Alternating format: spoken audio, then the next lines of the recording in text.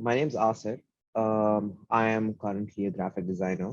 Only been a graphic designer recently though, because it's taken me a while to kind of figure out what it was I wanted to do in life.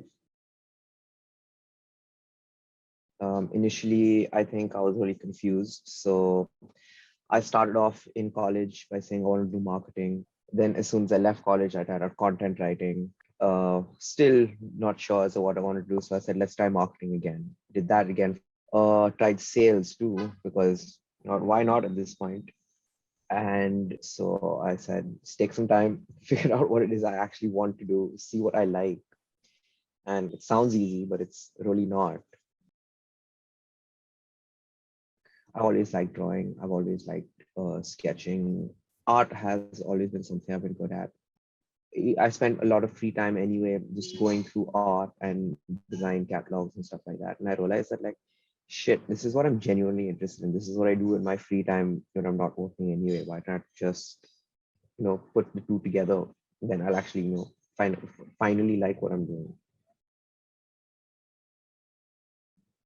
I think what took a really long time also was kind of making that decision because I was comfortable right at my previous job. I was working at a corporate firm.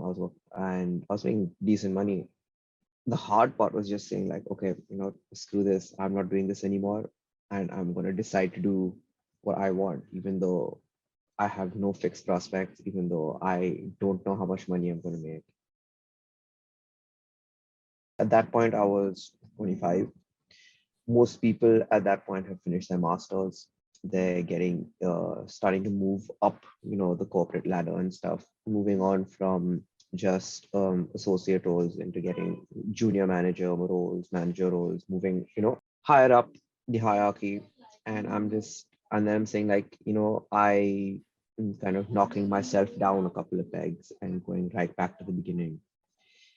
And it is definitely not the same because you've just kind of reached a point in your career where you're just like, okay, now I don't have to just keep listening to what everybody has to say. I can finally use a bit of my own judgment and make some decisions of my own.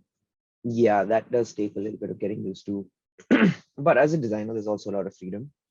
So it's a little important also to understand that even though you may be restarting your career, all the knowledge you still had from before is still there. Like it doesn't suddenly make me less capable than I was before. You still are equally capable. It's just that you're not as capable in this specific field, but you can always kind of you just need to be a little creative about it, but you can always use your previous experience and what you're doing now. If I remember myself correctly, when I was 16, I was looking for the easy way out.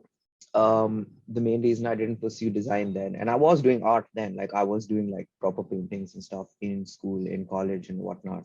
So I was pretty much on the path to what I'm doing now. All I did was waste time in between.